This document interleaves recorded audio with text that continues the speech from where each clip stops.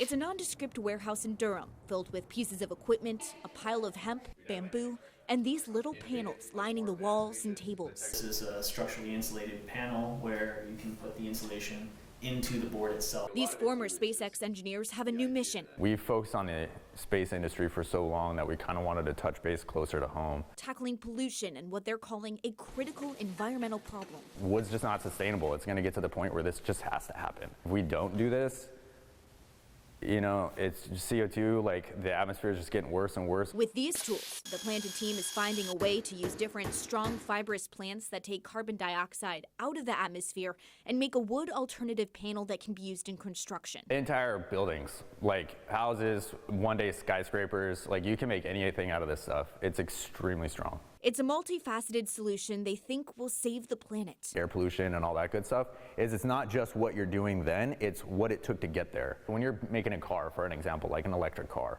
there's a lot of machinery, a lot of things that have to happen in order for that car to get built, and that puts CO2 in the atmosphere. They're hoping this environmentally friendly option will make building materials a cheaper alternative. We want to build a lot of material, make a lot of material, and therefore drive the cost down. And more readily available to help developers. So you can actually harvest multiple times a year instead of just cutting down a tree once and then waiting X amount of years for it to grow back. Demand for housing is on the rise, and the supply hasn't really kept up.